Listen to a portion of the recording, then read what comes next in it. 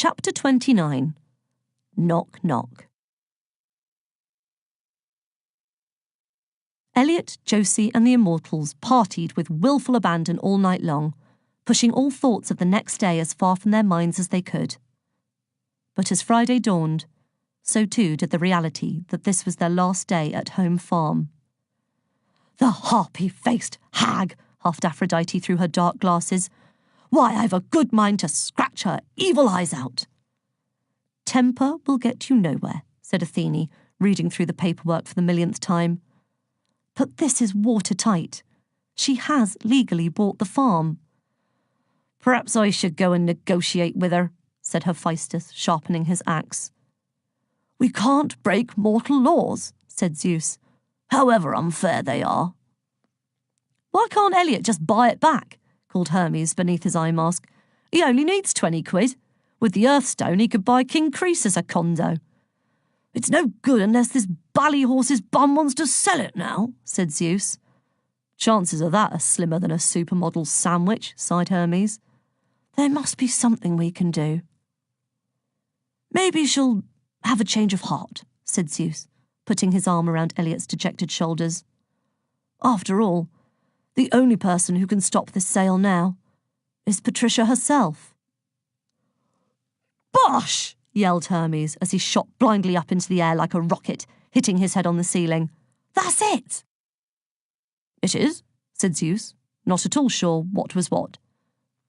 "Where are you going?" Athene yelled after the flying messenger as the discarded eye mask hit her in the face.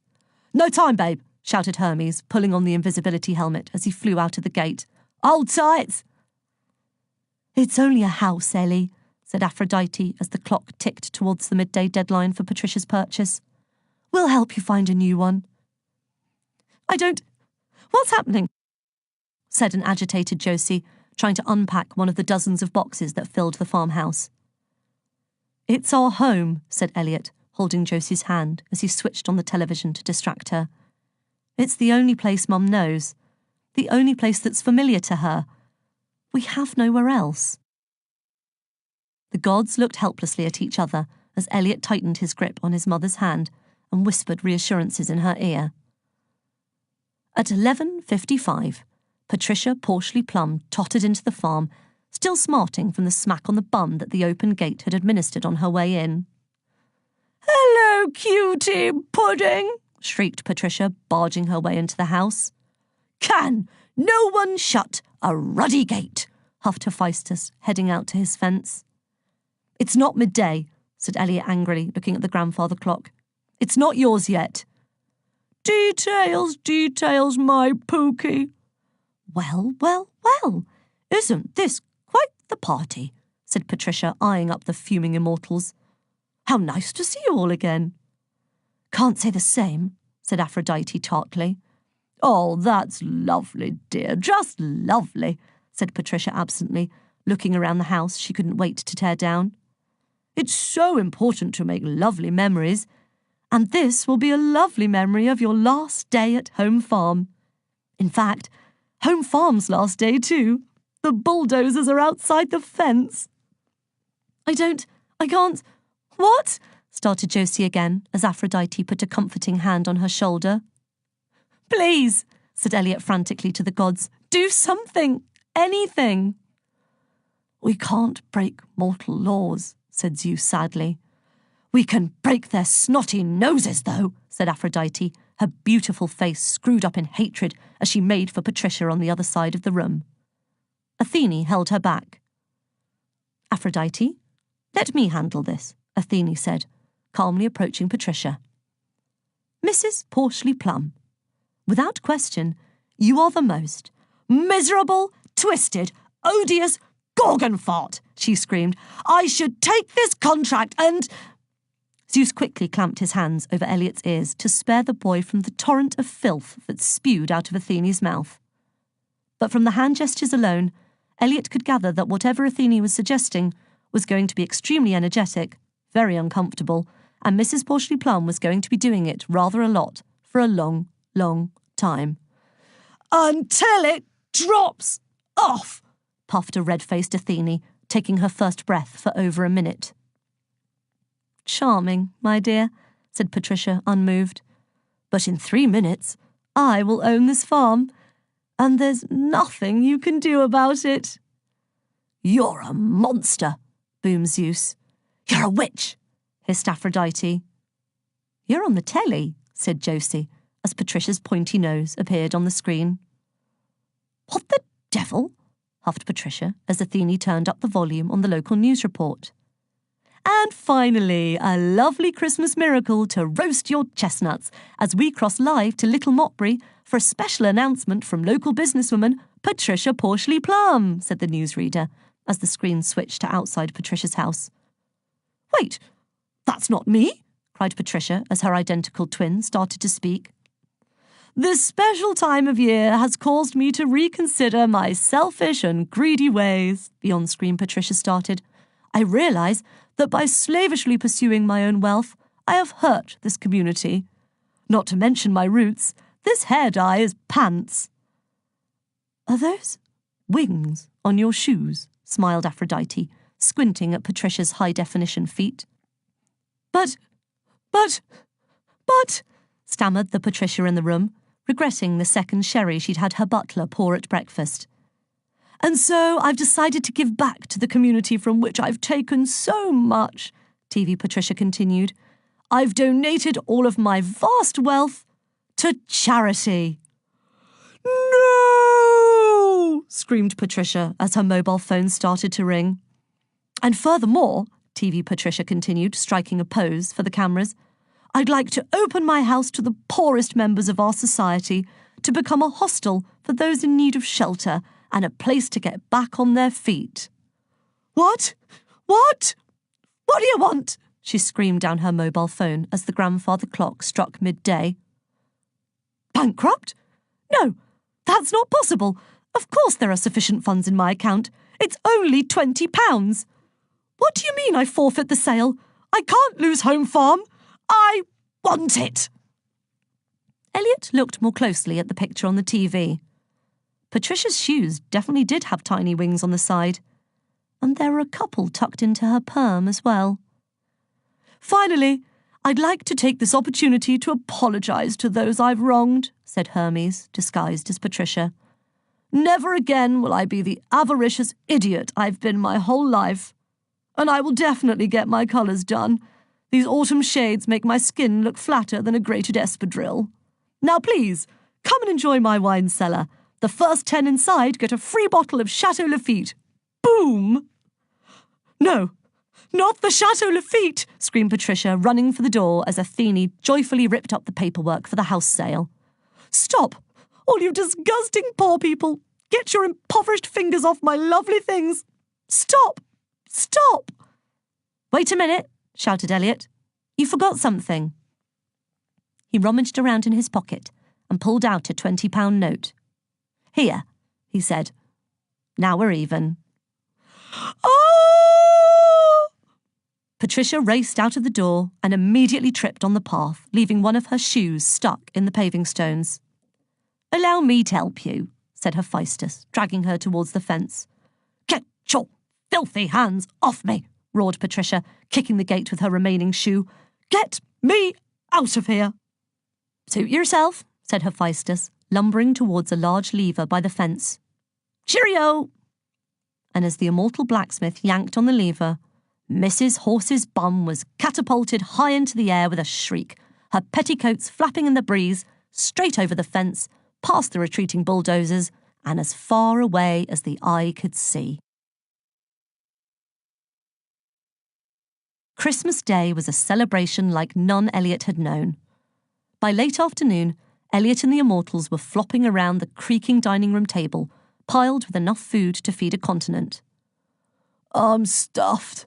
Seriously, groaned Hermes, downing his fourth piece of Yule log. Elliot happily tucked into his third bowl of Christmas pudding, fighting off Virgo for the last of the brandy butter. Who wants to pull another cracker? Said Aphrodite to a chorus of groans from the group, who were tired of being squirted with water or having a custard pie thrown at them from her trick crackers. Spoil sports, she pouted, pulling one by herself and being showered in rose-scented pink glitter. Elliot looked over at Mum, who was happily chatting to Athene. Elliot's mind flashed back to the previous Christmas, when Grandad had been so ill he couldn't make it downstairs for Christmas dinner, so he and Mum had sat around his bed with their tiny portions of cold turkey.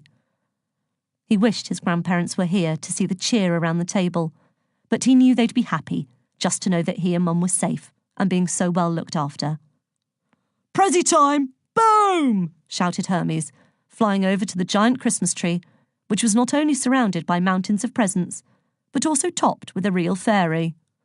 "Hello!" yelled the fairy down her mobile phone. "I can't talk! I'm on the top of a Christmas tree!" Hermes sifted through the gifts, flying them around the room until everyone had a pile at least as tall as themselves. Elliot set to work on his particularly huge stack. Athene had given him an encyclopedia that contained every single subject known to man, plus a few that weren't, and projected moving holograms of each entry. Aphrodite immediately looked up the rudest thing she could think of. From the goddess of love herself, Elliot received a box of mischievous potions for everything from growing excess body hair to making someone speak backwards, as well as the confiscated wishing pearl she had hidden in the bottom of the box, winking as Elliot slipped it into his pocket. The gifts went on and on. His own bottomless satchel from Hermes, a pen from Zeus that threw thunderbolts with a click of the lid, and his own copy of What's What from Virgo. But his favourite gift came from Hephaestus, who quietly dropped a knotted handkerchief in Elliot's lap on his way out. "Happy Christmas," the blacksmith mumbled as he left the busy farmhouse for the peace and quiet of his forge.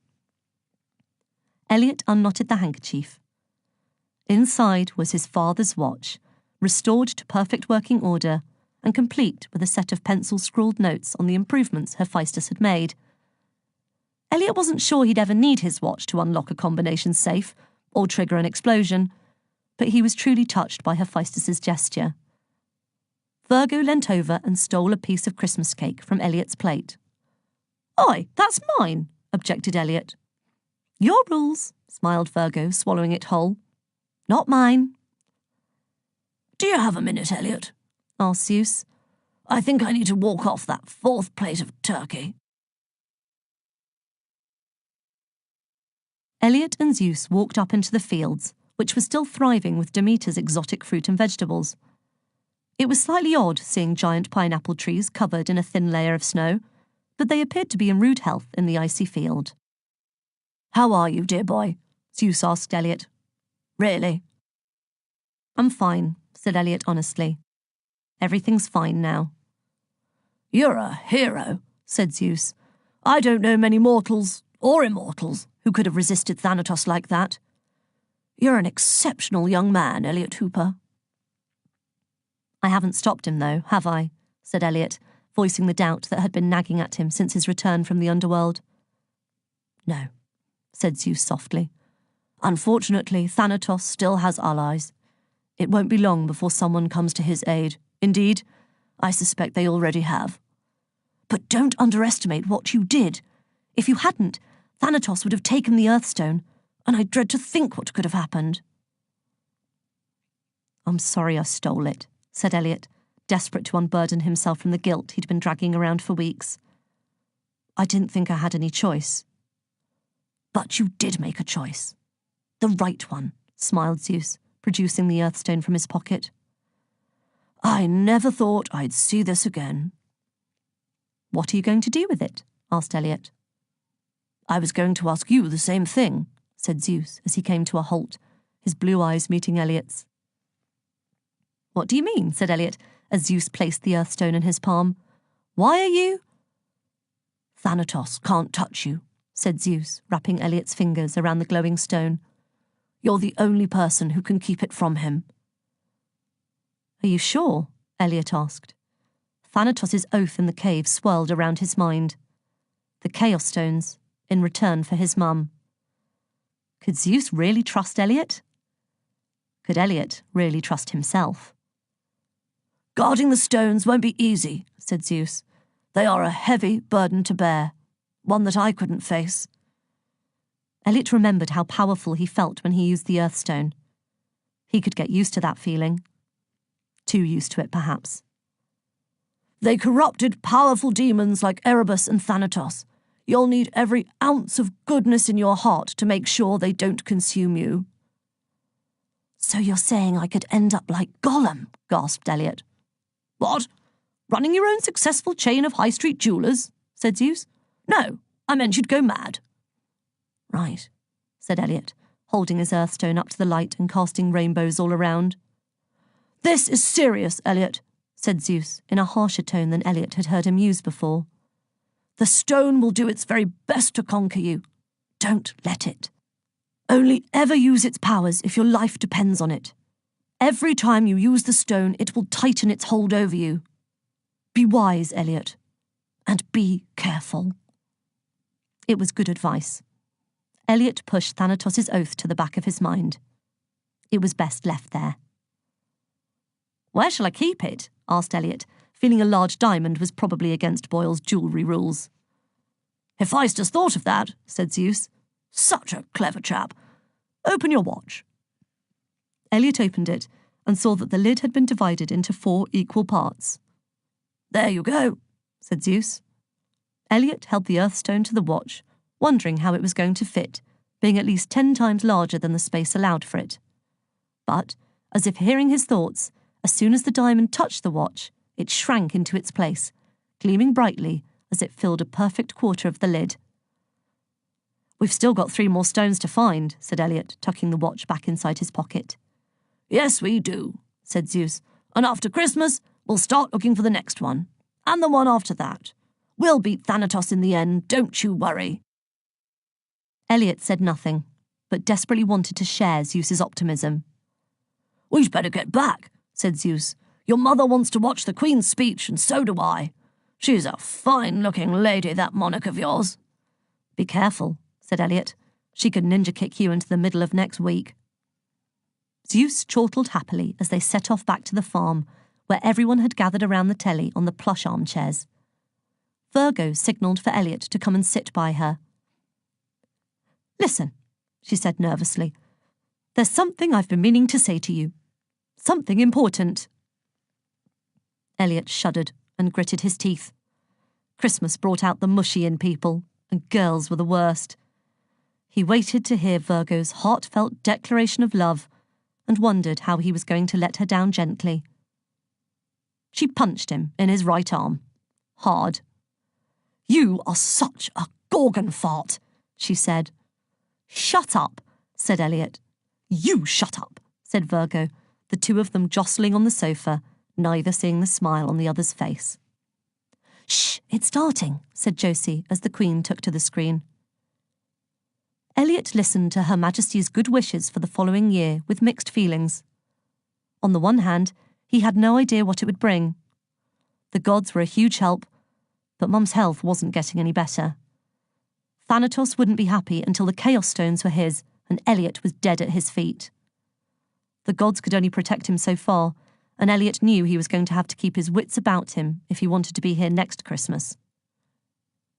But for the first time in a long time, Elliot felt traces of hope. He had spent so much of his life facing an uncertain future that he knew he could handle it. And now he had something he had never had before. Whatever life had in store, whatever the future held, Elliot Hooper knew that he would face it with his friends. A knock at the door reverberated through the house. "Whoever could that be?" said Zeus. "Did someone forget to shut the gate again? I'd better go." Hauling his bulk off the sofa, he padded out of the room to the front door. The others listened intently, poised for action as he unlatched the lock and pulled the creaking door open. "What are you?" he started, before the visitor on the other side of the door stunned him into silence. "This cannot be!" he yelped in terror from the hallway. The other gods leapt to their feet. "How in all the heavens did you find me here?" screamed Zeus. "Snoddle-snot!"